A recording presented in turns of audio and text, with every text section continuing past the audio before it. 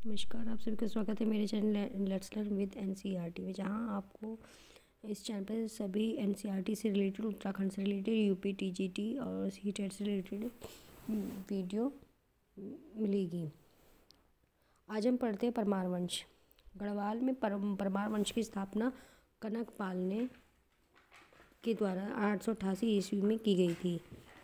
परमार वंश के संस्थापक को लेकर इतिहासकार के भिन्न भिन्न मत हैं। कुछ इतिहासकारों के अनुसार कहने का अर्थ ये है कि कुछ इतिहासकारों ने क्या बताया था कि जो हमारा गढ़वाल में परमार वंश है उसकी स्थापना किसने की? कनकपाल ने की। और कुछ इतिहासकारों का क्या मत है कि हमारे गढ़वाल में कनकपाल परमार वंश का स्थापक है, लेकिन उसके अलावा अजय पाल को भी बताया गया है। 888 से लेकर 1949 तक, यानी ये जो दो सन 888 से 1949 तक परमार वंश के राजाओं ने शासन किया था, जिसमें कुल 60 राजाओं के बारे में बताया गया है। पहला शासक है कनकपाल। कनकपाल यह परमार वंश का प्रथम शासक था।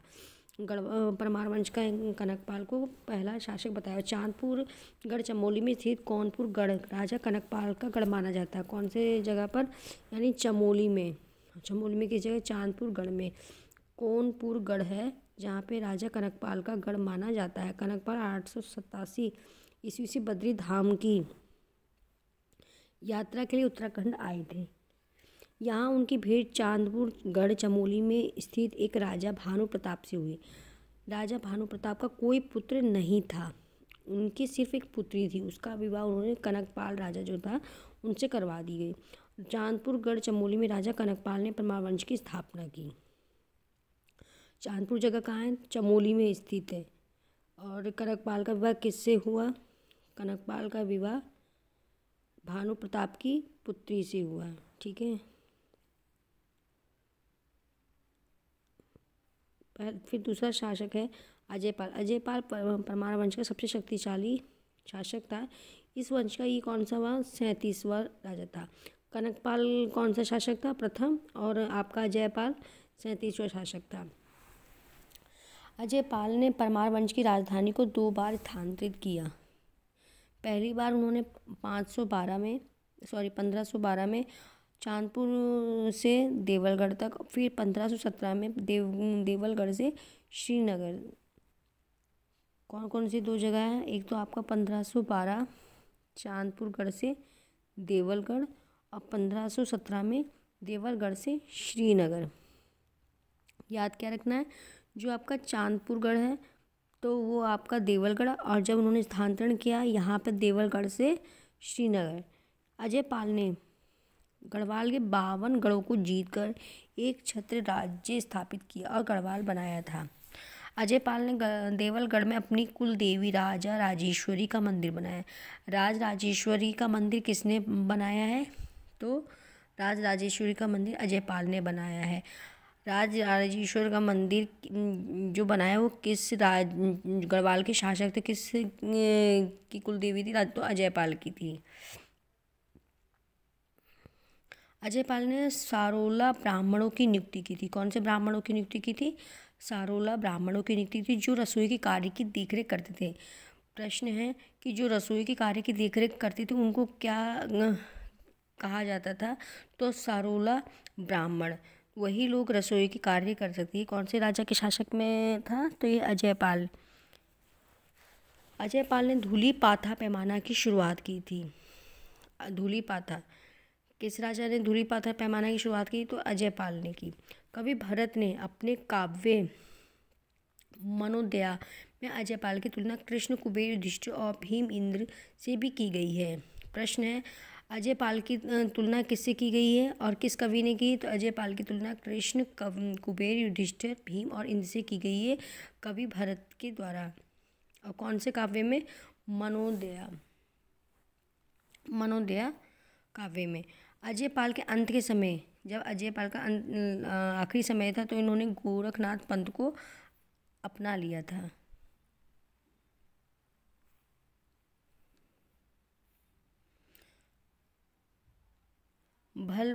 बलभद्र शाह।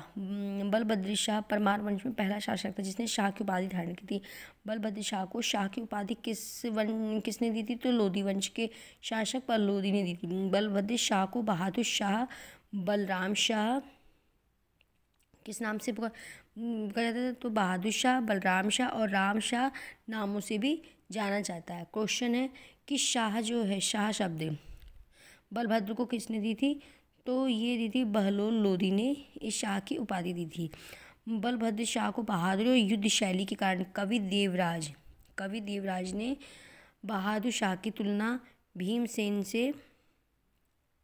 भीमसेन समूह बली से भी की है।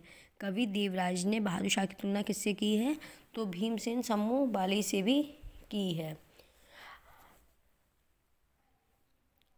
बलभद्र शाह और चंद्र शासक रुद्रचंद्र के बीच 1581 में बाधाड़गढ़ या ग्वालदम का युद्ध हुआ था।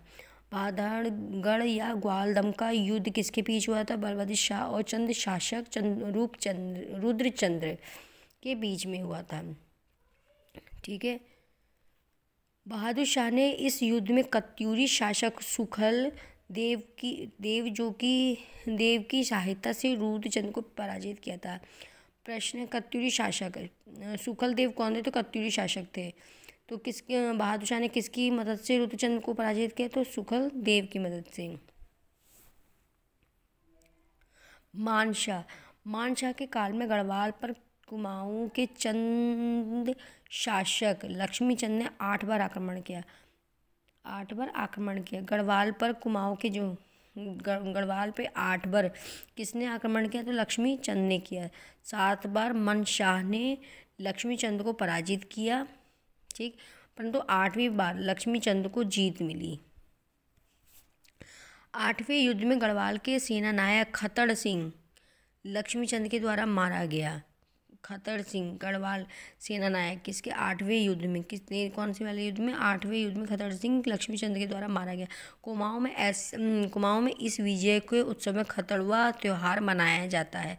क्यों मनाया जाता है? क्योंकि इस दिन जो गढ़वाल के सेनानायक खतड़ सिंह थे वो लक्ष्मी चंद के द्वारा मारा गया। कुमाऊं में इसको विजय के तौर पे खतड़वा त्यौहार मनाया जाता है। बहुगुणा वंशावली में मानशाह को बद्री श्वातवाऋण कहा गया है, यानी बद्री श्वातऋण कहा गया। किसको कहा गया? बहुगुणा वंशावली को। तो बद्री श्वातऋण कहा गया है।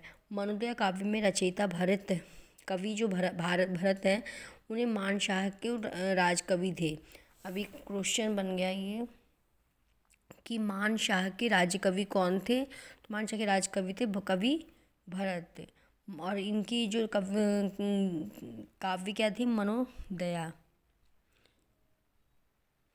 मानशाह के द्वारा जीतू बगड़वाल को थोकदार नियुक्त किया गया था। जीतू बगड़वाल के बारे में एक कहानी प्रचलित है। ये एक दिन खेत में हल लगा रहे थे, तब बैलों के साथ इन्हें आश्चर्य या कहा जाता है कि परियां थी उन्हें लेके चली गई थी। अब आता है शामशाह मुगल शासक जहांगीर के समकालीन था। जहाँ की नामा में ये बताया गया कि शामशाह को जहांगीर द्वारा एक हाथी और एक घोड़ा उपहार में दिए गए थे। यह हमें किससे पता चलता है? जहांगीर नामा है उसमें ऐसा जिक्र किया गया है। शामशाह ने श्रीनगर में शाही बागान का निर्माण कराया। ये ऐसे भी याद किया जा सकता है। नाम है यहाँ पे शामशाह, और देखिए यहाँ पे श्याम है, यहाँ पे जो श्रीनगर में क्या है? शाही, बस यहाँ पे सा का अंतर है। बागान का निर्माण किया है, बस ये नाम से ही पता चल जा रहा है। जहाँ शामशाह इसने उसमें शाह जो है सब उसमें बदल गया, तो शाही बागान किसने किया? शामशाह से, यानी नाम से मिलता जुलता ही है। अगला है महिपत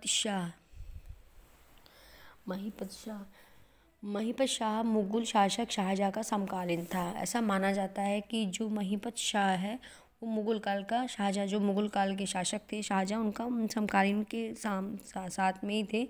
महिपत शाह को गर्वभंजन नाम की उपाधि दी गई है। महिपत शाह को किसकी उपाधि दी गई है? तो गर्वभंजन नाम की उपाधि दी गई है। मुगल लेखों में महिपत शाह को अक्कड़ राजा की भी संज्ञा दी है। मुगल लेखों में यानी जो मुगल के लेख प्राप्त हुए उसमें महिपत शाह को अक्कड़ राजा के नाम से भी जाना जाता है। और इन्हें किसकी उपाधि मिली कि महिपत को गर्भ भजन की उपाधि दी गई है। और महिपत का तीसरा क्वेश्चन है कि महिपत किसके समकालीन है, तो शाहजहाँ के समकालीन है। महिपत शाह के काल में गढ़वाल पर 3 तिब्बती आक्रमण हुए जिनका महिपत शाह ने सफलतापूर्वक जवाब दिया था। गढ़वाल पर 3 बार किसने आक्रमण किया था महिपत शाह के काल में, तो तिब्बती।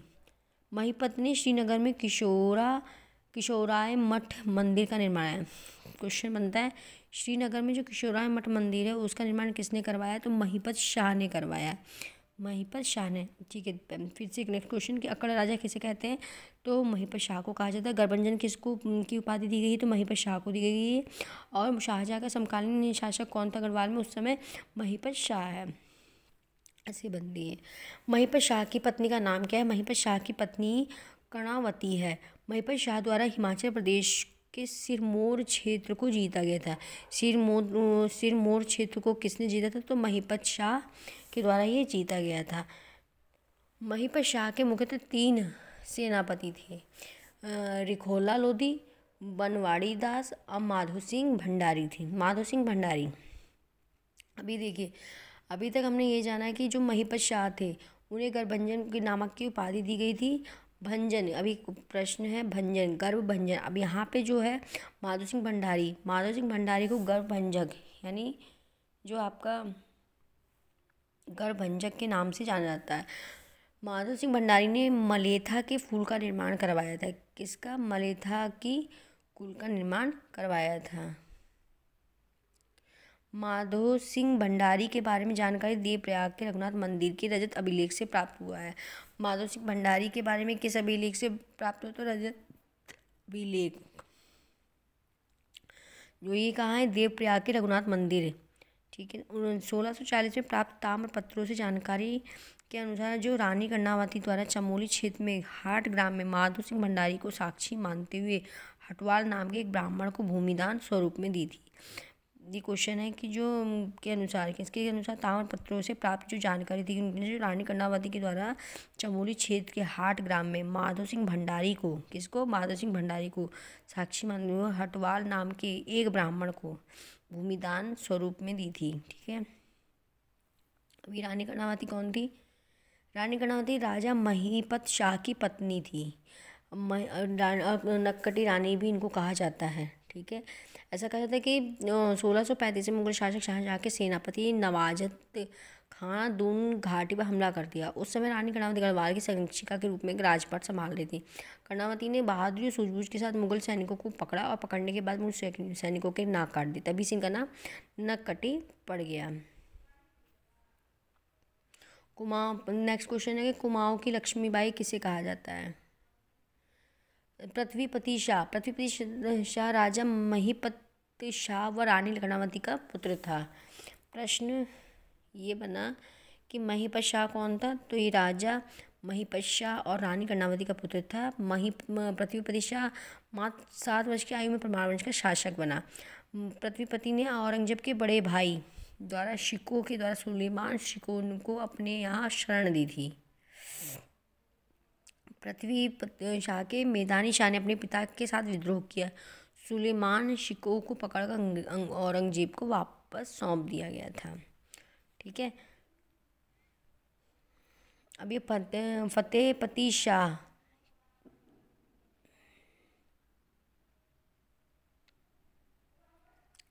मुगल शासक औरंगजेब के समकालीन था। फतेहपति शाह 12 वर्ष की आयु में शासक बना। फतेहपति शाह को गढ़वाल का शिवाजी और गढ़वाल के अकबर के नाम से भी जाना जाता है। गढ़वाल के शिवाजी, गढ़वाल के अकबर के किसको जाना जाता है, फतेहपति शाह के द्वारा शाह को ही जाना जाता है। फतेहपति शाह के शासनकाल को गढ़वाल के स्वर्ण काल के रूप में माना जाता है। गढ़वाल के यानी किसके शासनकाल में गढ़वाल को स्वर्ण काल के रूप में माना जाता है, तो फतेहपति शाह। अकबर के दरबार की तरह फतेहपति शाह के दरबार में भी 9 रत्न रहते थे। खेतराम धसमाणा, हरिदत्त थपलियाल, रुद्रीदत्त की मोठी, सहदेव चंदोला, हरिदत्त नौटियाल, कीर्तिराम केंथोला, वासवानंद बहुगुणा, शशिधर डंगवाल, सुरेशानंद बर्थवाल। फतेहपति शाह ने देहरादून में एक गुरुद्वारा बनाने के लिए गुरु राम राय को खूड़बुड़ा, राजपुर, चामारसारी नामक 3 गांव भी दान में दिए थे। किसको दिया गया था दान में? गुरु राम राय को क्या दिया गया था? तो खुड़पुड़ा, राजपुर, चामारसारी नामक 3 गांव दान में दिए थे। फतेहपति शाह ने सिरमौर का युद्ध सिरमौर के शासक मेदिनी प्रकाश के साथ लड़ा था। फतेहपति शाह ने भंगाड़ी का युद्ध सिख गुरु गोविंद सिंह के साथ लड़ा था। प्रश्न ये इम्पोर्टेंट है कि भंगाड़ी का युद्ध किस गुरु के साथ फतेहपति शाह ने लड़ा था? तो गुरु गोविंद सिंह के साथ।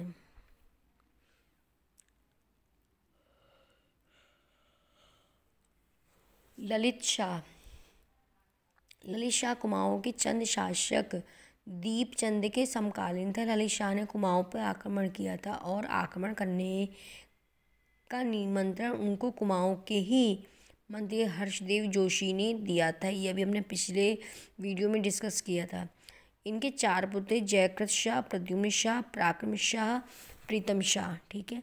1777 में बग्वाली पोखर युद्ध गढ़वाल और कुमाऊं की सेना के बीच हुआ। बग्वाली पोखर युद्ध कब हुआ? तो 1777 में हुआ था। किसके बीच? गढ़वाल और कुमाऊं की सेना के बीच। इस युद्ध में गढ़वाल की सेना का नेतृत्व ललित शाह ने किया था और कुमाऊं की सेना का नेतृत्व मोहन चंद ने किया था। बग्वाली पोखर युद्ध ललित शाह विजयी रहे। ललित शाह कहाँ के रहने वाले थे उस समय? गढ़वाल। तो कौन किसकी विजय हुई? तो गढ़वाल की। बग्वाली पोखर युद्ध ललित शाह की विजय ही रही। ललित शाह ने बग्वाली पोखर युद्ध के बाद पुत्र प्रद्युम्न शाह को कुमाऊं का राजा बना दिया। कुमाऊं के युद्ध के लौटते समय गनाई गिवाड़ धुलड़ी नामक स्थान पर मलेरिया के कारण ललित शाह की मृत्यु हो जाती है। अब शासक किसके बारे में आती है? प्रद्युम्न शाह। फिर उसके बाद हम पढ़ेंगे पालीग्राम का युद्ध।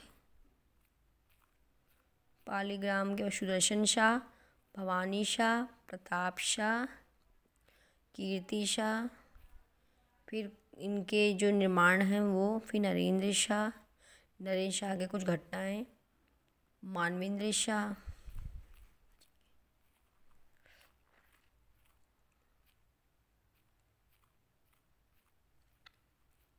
प्रद्युम्न शाह। 1786 में सौतेले भाई जयकृत शाह की मृत्यु के बाद गढ़वाल का भी राजा बन गए। इस प्रकार प्रद्युम्न शाह गढ़वाल और कुमाऊं एक साथ शासन करने वाला पहला शासक था। ऐसे पहले शासक का नाम बताइए जिन्होंने गढ़वाल और कुमाऊं दोनों को संभाला। तो प्रद्युम्न शाह है। ठीक है। दूसरा क्वेश्चन है कि कर्णावती जो थी वो किसकी पत्नी थी? तो वो महीपति शाह की पत्नी थी। ठीक है। प्रद्युम्न शाह के गढ़वाल की राजगद्दी संभालने के बाद कुमाऊं का राजपाट हर्षदेव जोशी ने संभाला था। प्रद्युम्न शाह के गढ़वाल का शासक बनने के बाद प्रद्युम्न शाह के भाई पराक्रम शाह ने उनके खिलाफ विद्रोह किया। मोलाराम द्वारा रचित गढ़ जीता संग्राम गणिका नाटक में पराक्रम शाह के प्रद्युम्न शाह के विरुद्ध विद्रोह का वर्णन है। कहाँ वर्णन है इसका?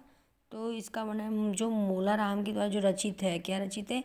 गढ़ जीता संग्राम गणिका नाटक में यह इसके बारे में ऐसा जिक्र किया गया है। तथा पराक्रम शाह को एक चरित्रहीन दुराचारी विलासी राजकुमार बताया है। पालीग्राम युद्ध में 1786 में मोहन चंद और हर्षदेव जोशी के मध्य पालीग्राम का युद्ध हुआ। ठीक है। इसमें मोहन चंद को विजय प्राप्त हुई, जिससे मोहन चंद दोबारा कुमाऊं की राजगद्दी पर बैठा। 1788 में हर्षदेव जोशी ने दोबारा मोहन चंद से युद्ध किया, जिसमें मोहन चंद की जो हार हो गई और हर्षदेव जोशी की विजय हुई। हर्षदेव जोशी ने शिवचंद को कुमाऊं की राजगद्दी पर बैठाया। इसके बाद शिवचंद और महेंद्र का युद्ध, जिसमें महेंद्र चंद्र को विजय प्राप्त होती है और कुमाऊं पर महेंद्र चंद्र की सत्ता स्थापित हो गई। इस समय गढ़वाल पर प्रथम शाह का ही शासन कर रहा था, उसमें चल रहा था उसमें। फिर 1790 में हर्षदेव जोशी ने नेपाल के गोरखाओं को कुमाऊं पर आक्रमण करने का निमंत्रण दिया। अब यहाँ पे इस समय वो हार गया था, ठीक है, तो उसने वहाँ पे क्या किया, गोरखाओं को निमंत्रण दिया। गोरखाओं और महेंद्र चंद्र के बीच हवाला बाग का युद्ध हुआ, ठीक है। इस युद्ध में गोरखाओं को विजय प्राप्त हुई, जिससे कुमाऊं पर गोरखाओं की सत्ता क्या हो गई, स्थापित हो गई और कुमाऊं में चंद्रवंश की समाप्ति हो गई। 1791 में गोरखाओं ने गढ़वाल पर प्रथम आक्रमण किया, जिससे लंगूरगढ़ का युद्ध कहा जाता है। गोरखाओं ने जो गढ़वाल पर युद्ध किया, उस युद्ध को किस नाम से जानते हैं, लंगूरगढ़। 1803 में ये कब लड़ा गया था, ये 1791 में लड़ा गया था। लंगूरगढ़ का युद्ध कब लड़ा गया, तो 1791 में। और किसके नाम से पड़ा, तो इन गोरखाओं के युद्ध के नाम से। 1803 में गोरखाओं ने गढ़वाल पर अपना दूसरा आक्रमण किया, जिसे बाड़ाहाट का युद्ध कहा जाता है। पहला युद्ध लंगूरगढ़ हो गया, दूसरा क्या, बाड़ाहाट का युद्ध हो गया। इसके बाद इन्होंने तीसरा युद्ध भी लड़ा, गोरखाओं के द्वारा गढ़वाल के विरुद्ध किया गया, जिसमें चमुआ या चंबा का युद्ध भी कहते हैं। तो पहला हो गया लंगूरगढ़, दूसरा युद्ध हो गया बाड़ाहाट का युद्ध, तीसरा युद्ध हो गया इनका चमुआ या चंबा का युद्ध, ठीक है। 14 मई 1804 में देहरादून में खुरबुड़ा नामक मैदान में एक गोरखाओं का व प्रथम शाह के बीच खुरबुड़ा युद्ध हुआ। इस युद्ध में गोरखाओं को विजय हुई। गढ़वाल शासक प्रथम शाह की क्या हो गई, मृत्यु हो गई। इस पर गढ़वाल में परमार वंश का क्या हो गया, अंत हो गया। प्रथम शाह ने गोरखाओं से युद्ध करने के लिए अपना राज्य सिंहासन तक सहारनपुर में बेच दिया था। श्री डबराल द्वारा इसको देखते हुए प्रथम शाह के शासन को निर्धनता की खो में डूबा और कुशासन कहकर संबोधित किया गया। श्री डबराल द्वारा, यानी जो श्री डबराल ने क्या कहा, प्रथम शाह के शासनकाल को निर्धनता की खो में डूबा और कुशासन। प्रथम शाह की मृत्यु के बाद उनके पुत्र कुंवर प्रीतम शाह को गोरखाओं ने बंदी बनाकर काठमांडू भेज दिया, जबकि दूसरा पुत्र सुदर्शन शाह हरिद्वार में रहकर स्वतंत्र होने का प्रयास करता रहा। अब सुदर्शन शाह के बारे में, उसका शासन कब से 1815 से 1859 में। सुदर्शन शाह की मांग पर अब सुदर्शन शाह ने देखा कि अब उसका राज्य तो उसके हाथ से निकल गया था, वो कहाँ जाता है, वो अंग्रेजों के पास जाता है। कौन, किस तरह, लॉर्ड हेस्टिंग्स के पास। अक्टूबर 1814 में गोरखों के विरुद्ध अंग्रेजी सेना ने भेजी। युद्ध के बाद 1815 में शुरू गढ़वाल स्वतंत्र हो गया। शुरू में सुदर्शन शाह ने अंग्रेजों से अपना राज्य वापस जीतने की मदद मांगी थी। अंग्रेज ने सुदर्शन शाह से अपना राज्य वापस देने के लिए 7 लाख रुपए भी मांगी थी। सुदर्शन शाह यह राशि अंग्रेजों को नहीं दे पाए, इसलिए अंग्रेजों ने सुदर्शन शाह को कुछ ही भाग राज करने के लिए दिया, जिससे अब तक परमार वंश की राजधानी जो श्रीनगर हुआ करती थी, अब वो अंग्रेज के अधिकार क्षेत्र में अंतर्गत आ गई। इसीलिए सुदर्शन शाह को 28 दिसंबर 1815 में अपनी राजधानी श्रीनगर से टिहरी स्थानांतरित कर दिया गया। तब से टिहरी सियासत का दौर शुरू हो गया। इस प्रकार सुदर्शन शाह परमार वंश का 55वां शासक व टिहरी रियासत का पहला शासक बन गया था।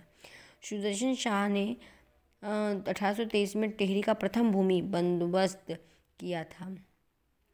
सुदर्शन शाह ने 1848 में टिहरी में एक राज दरबार भी बनाया, जिसे पुराना दरबार के नाम से जाना जाता है। जिस राज दरबार का नाम निर्माण किया था उसको किस नाम से, पुराना दरबार, किसने बनाया, सुदर्शन शाह ने। टिहरी की प्रजा के द्वारा सुदर्शन शाह को बोलंदा बद्री नाम से भी पुकारा जाता है। किसको, सुदर्शन शाह का दूसरा नाम क्या है, बोलंदा बद्री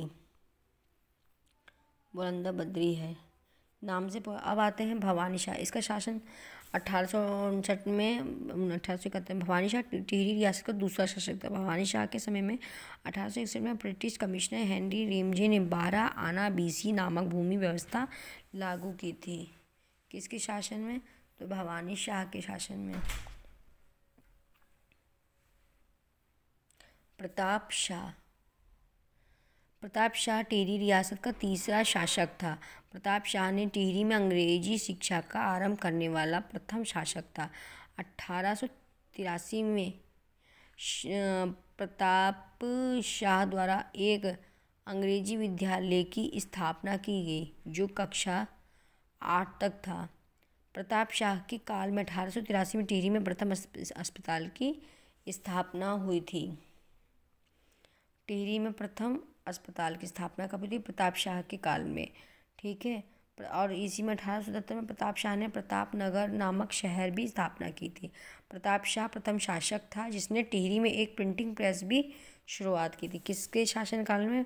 प्रताप शाह के शासनकाल में टिहरी में एक प्रिंटिंग प्रेस की शुरुआत हुई। अब आते हैं कीर्ति शाह पे। कीर्ति शाह जो 1886 से 1913 पे थे। कीर्ति शाह टिहरी रियासत का एक चौथा शासक था। कीर्ति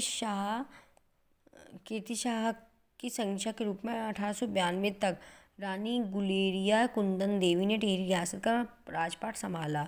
ठीक है। टिहरी में स्थित मंदिरों जैसे केदारनाथ, बद्रीनाथ, रंगनाथ, गंगा माता आदि का निर्माण रानी गुलेरिया ने करवाया था।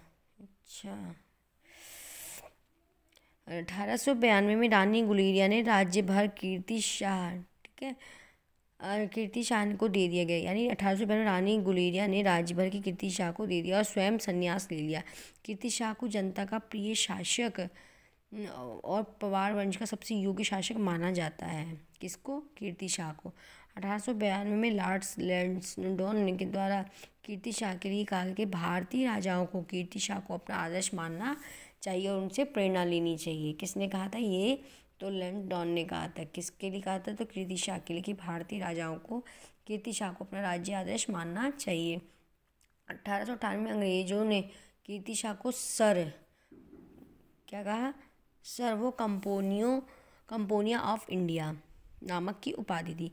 1900 में कीर्ति शाह इंग्लैंड गए थे। वहाँ उनके सम्मान में उनके लिए 11 तोपों की सलामी दी गई। किसके लिए? कीर्ति शाह के लिए। 1903 में अंग्रेजों ने कीर्ति शाह को CSI नामक उपाधि यानी कमांडर स्टेट ऑफ इंडिया की, किसको? कीर्ति शाह की उपाधि दी गई थी कीर्ति शाह को। 1807 में कंपवेल द्वारा कीर्ति शाह के लिए यह कहा गया कि कीर्ति शाह जैसा राजा मैंने पूरे भारत में नहीं पाया। अब है कीर्ति शाह द्वारा टिहरी में करवाया गया निर्माण।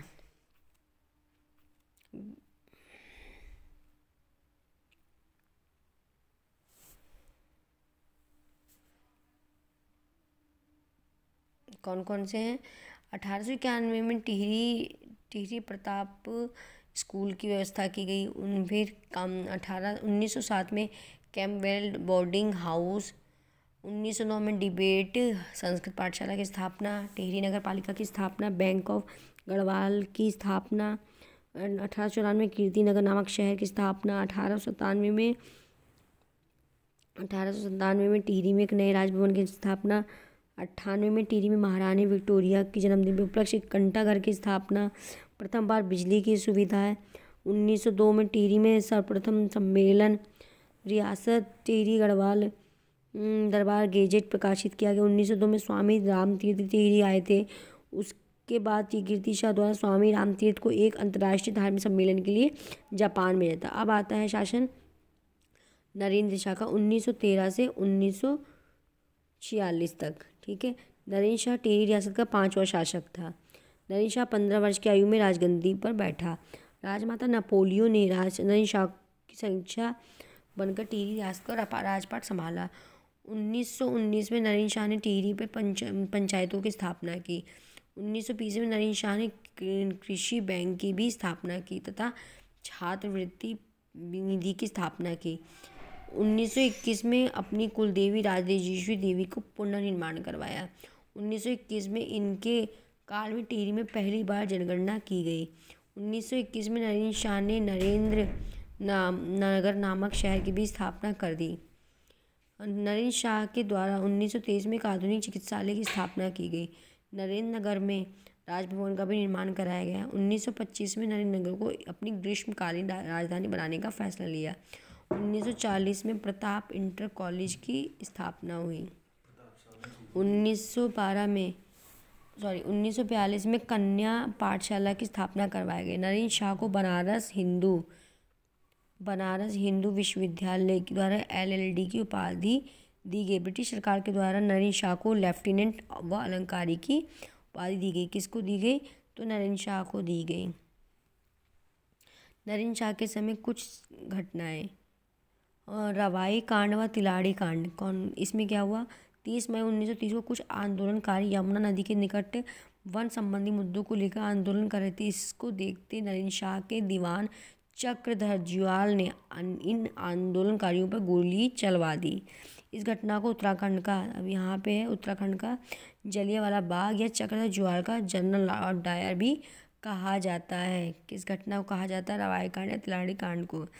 ठीक है, जिसमें कुछ आंदोलनकारी यमुना नदी के तट पर वन संबंधी मुद्दों को लेकर आंदोलन कर रहे थे और इसको देखते ही नरेंद्र शाह के दीवान चक्रधर जुयाल इन आंदोलनकारियों पर क्या कर रहे थे? गोली चलवा दी। इसलिए कुछ उत्तराखंड का जलियांवाला बाग कहा जाता है। श्री देव सुमन की मृत्यु। 25 जुलाई 1944 को नरेंद्र शाह के काल में उत्तराखंड में आंदोलनकारी श्री देव सुमन की मृत्यु हो गई। नरेंद्र शाह ने जब अपनी घटनाओं के कारण वजह से 1946 राजा की गद्दी को त्याग दिया और अपने पुत्र मानवेंद्र शाह को राजगद्दी सौंप दी। मानवेंद्र शाह और परमार वंश और टिहरी रियासत का अंतिम राजा था। मानवेंद्र शाह के काल की प्रमुख घटनाएं। अगस्त समझौता। क्या है? अगस्त समझौता। ये कब हुआ? 19 अगस्त 1946 में अगस्त समझौता में टिहरी दरबार प्रजा मंडल के मध्य हुआ। ठीक है, फिर है सकलाना विद्रोह 1946 में 1947 में। फिर कीर्तिनगर आंदोलन। नागेंद्र सकलानी मालूराम आंदोलन के दौरान शहीद हो गए थे। जब भारत को आज़ादी प्राप्त हुई तब टिहरी की प्रजा भी टिहरी में राजशाही को ख़त्म करके टिहरी का भारत में विलय करने की मांग करने लगी थी। 15 जनवरी 1949 को प्रजा की मांग को स्वीकार कर लिया गया। फिर दूसरा पॉइंट आता है कि 1 अगस्त 1949 को टिहरी का विलय में भारत में हुआ और टिहरी उत्तर प्रदेश के 50वें जिले के रूप में भारत में जोड़ा गया। ठीक है, मानवेंद्र शाह ने 1959 से लेकर 2004 टिहरी में 8 बार सांसद के रूप में निर्वाचित हुए। 5 जनवरी 2007 को परमार वंश और टिहरी रियासत का अंतिम राजा मानवेंद्र शाह को मृत्यु हो गई।